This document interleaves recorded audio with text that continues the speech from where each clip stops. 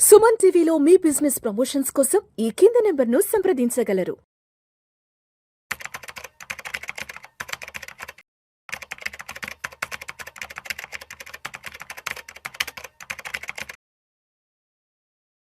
నమస్తే, welcome to Vishnu talks. నేను విష్ణు. ప్రస్తుతం నాతో పాటు stock market analyst SJ Harsha ఉన్నారు. తనతో మాట్లాడదాం. నమస్తే హర్ష. నమస్తే.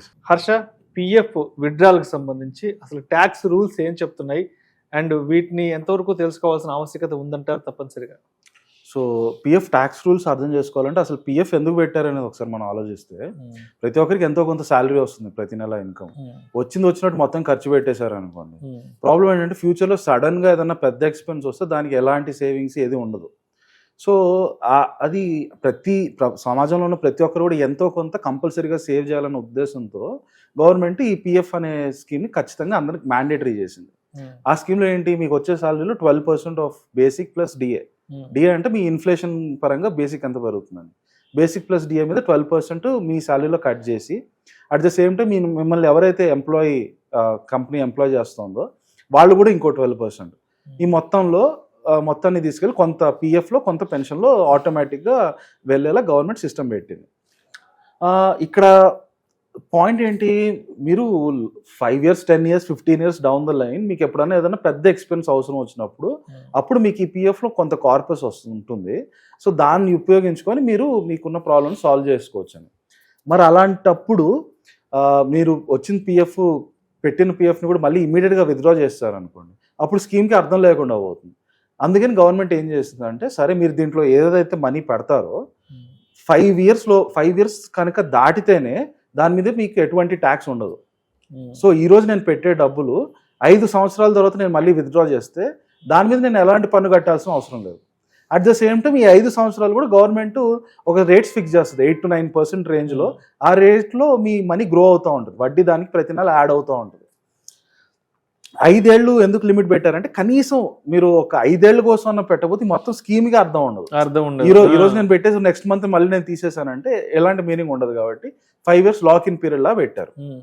అయితే మరి మీరు ఒకవేళ జాబ్ మారారు, నేను ఒక కంపెనీలో చేరాను, 1 year తర్వాత ఇంకో జాబ్ మారాను, అప్పుడు అది పాతదాన్ని విత్డ్రా చేసి మళ్ళీ కొత్తది కింద కౌంట్ అవుతుందా, లేక మొత్తం ఒకటే దాంట్లోకి వస్తుందా అంటే, దానికి ఏం చేశారంటే చాలా సింప్లిఫైడ్ రూల్ ఉంది.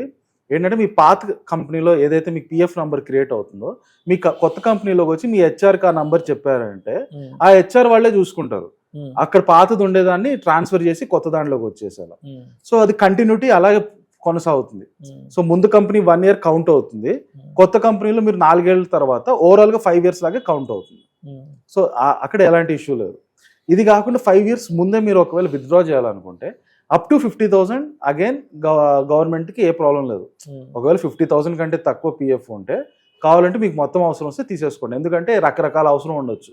50,000 పిఎఫ్ అంటే అతనికి మేబీ బై డిఫాల్ట్ ఇన్కమ్ చాలా తక్కువ ఉండొచ్చు, కాబట్టి తనకి రకరకాల అవసరం ఉండొచ్చు. కాబట్టి 50,000 వరకు అయితే గవర్నమెంట్ ఎలాంటి ట్యాక్సెస్ కలెక్ట్ చేయదు. కానీ 50,000 దాటిందంటే మాత్రం ట్యాక్సెస్ అన్నీ కూడా they will come in to the picture. First ఏంటంటే, మీరు ఇద్దరు ఫామ్ 15G 15H సబ్మిట్ చేసుకోవాలి పిఎఫ్కి. పిఎఫ్ ఆర్గనైజేషన్ డిపార్ట్మెంట్ ఏదైతే ఉందో వాళ్ళకి ఫామ్ 15G 15H సబ్మిట్ చేస్తే దాంట్లో మీ పాన్ నెంబర్ ఉంటుంది. మీ పాన్ నెంబర్ ఉంటే అప్పుడు మీరు విత్డ్రా చేసుకుంటే ఓన్లీ మీ ఓవరాల్ పిఎఫ్ ఎంతైతే విత్డ్రా చేస్తారో దాని మీద ఓన్లీ 10% టీడీఎస్ కట్ చేస్తారు. ఆ ఫామ్ కూడా ఇవ్వకపోతే మీరు ఎంత విత్డ్రా చేస్తారో దాని మీద almost 30 to 35% immediate tax cut చేస్తారు అక్కడే. రైట్, అది మీరు అన్నిటికంటే ఇంపార్టెంట్గా గుర్తుపెట్టుకోవాల్సిన విషయం. మీరు ఫామ్ సబ్మిట్ చేయకపోతే 10% టీడీఎస్, ఫామ్ సబ్మిట్ చేయకపోతే 35% టీడీఎస్, ఫామ్ సబ్మిట్ చేస్తే 10% టీడీఎస్ అనేది బై డిఫాల్ట్ 50,000 దాటి అమౌంట్ ఎంతైనా మీరు విత్డ్రా చేస్తే దాని మీద అది ఇంప్లై అవుతుంది. అండ్ ఇదంతా కూడా మీరు 5 years లోపలే విత్డ్రా చేస్తే. రైట్, సో ఇక్కడ మీరు ఏం చేయొచ్చు అంటే, ఒకటి వచ్చి ఒక రకంగా చూస్తే మీరు పిఎఫ్లో పెట్టిన డబ్బులు మీకు ఎంత 8 to 9% వస్తుంది. 8 to 9% అనేది చాలా తక్కువ యాక్చువల్లీ, అంత ఇన్సెంటివైజ్ కూడా కాదు. సో దానికోసం మీరు ఏం చేయొచ్చు అంటే, ఎవ్రీ 5 years తర్వాత అట్ టైం లంసమ్ తీసి దాన్ని మీరు కావాలంటే సేఫెస్ట్గా నిఫ్టీ ఈటీఎఫ్, ఇండెక్స్ ఈటీఎఫ్లో ఎలాగైతే మీకు గోల్డ్ ఈటీఎఫ్ సిల్వర్ ఈటీఎఫ్లో ఉంటాయో అలా నిఫ్టీ ఇండెక్స్ ఈటీఎఫ్లో పెట్టడం బెటర్.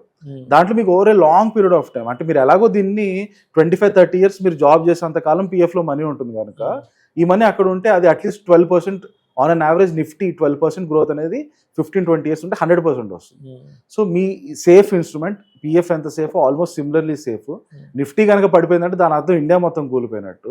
అలాంటి పరిస్థితులు మనకి అట్లీస్ట్ 15-20 ఇయర్స్ ఏమి ఉండదు కాబట్టి హ్యాపీగా ఎవ్రీ 5 ఇయర్స్ తర్వాత మీరు ఇక్కడ ట్యాక్స్ ఎగ్జంప్షన్ లిమిట్ వచ్చి కంప్లీట్గా యూజ్ చేసుకొని ఎలాంటి ట్యాక్స్ పే చేయకుండా ఆ మనీ తీసుకెళ్లి నిఫ్టీ ETF లో పెట్టి గ్రో చేసుకోవచ్చు. Thank you so much Harsha. Thank you sir.